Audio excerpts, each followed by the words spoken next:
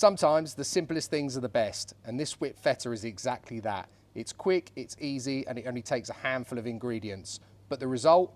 Creamy, tangy, salty perfection. Serve it as a dip with warm pitta, spread it on toast, or even serve it alongside meat and veggies. Either way, this is one of those recipes that you will come back to time and time again.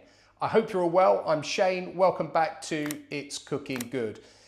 There is no cooking involved in this. It is really quick and very, very delicious. So you're gonna need yourself some feta. So I've got a 200-gram block of feta, and we're just gonna open that up. Get yourself a blender, whatever blender you've got. This is the only one I've got today. Let's get our feta out. I love feta on its own, I'll be honest, especially with a little bit of oregano, a little bit of olive oil, a bit of lemon juice. But this just steals the show. Every time I make this, it goes in a flash. So just crumble that in to your food processor. That's it. Don't actually need to break it up that much, to be fair. It's going to do most of the work for me. Just wipe my hands. And then to that, I'm going to add some lemon zest. You can leave this out. It is optional, but I do like that lemony hint to this. It really does just add overall to the flavour. So just zest some in. It's probably about the zest of about half a lemon here. Not much. Just gives it that hint. Perfect. And then to that, some mayonnaise. I'm going to go in for that 200 grams, about 2 tablespoons there. Some Greek style yoghurt. Let's get that out. And again, I'm going to start off with 3 of these, so about 3 tablespoons. I can always add more. I don't want this too thin. I just want it like a perfect consistency. And we're going to start blending that up before we start to drizzle in a little bit of extra virgin olive oil. Okay, that's nicely combined. And gradually start pouring in your extra virgin olive oil. Just eyeball it. Again, you don't want it too thin. This is going to sort of emulsify it almost. Only drizzle it in slowly. It's probably about a tablespoon there. Let's just have a little check on it. Just get yourself a little spoon. If you can see that consistency, it's almost like a hummus consistency. Let's just give it a little try. Delicious, but it needs sweetening up a little bit.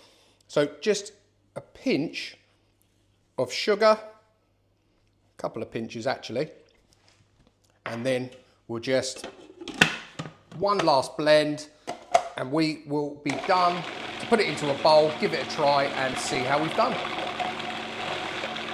Okay, let's get it out. Get my blade out of the way. This is where it normally goes wrong. I cut myself. So sharp, these things. That's it. And then just scoop that out into a bowl. Oh, yeah. Pure goodness. Oh, that's it. Perfect. And then to that, I just like to garnish it. I've got here some finely chopped mint. That's fresh mint, but use dried if you can't get the fresh, or if you've got the dried in your store cupboard, definitely use that. Final drizzle of extra virgin olive oil, just over the top there. Lovely. And I'm going to put a little sprig of mint in there because I had a load, and I think it looks quite pretty on there. And then I've just got some flatbreads, or sorry, pitta breads here, which I've toasted up, and just lay those around the outside for people to dip into. So there we have it, my whipped feta dip or spread, and I'm pretty sure I did it in under 5 minutes. So let's give it a go. Right, bit of that pitta bread, good old dip, bit of that mint as well.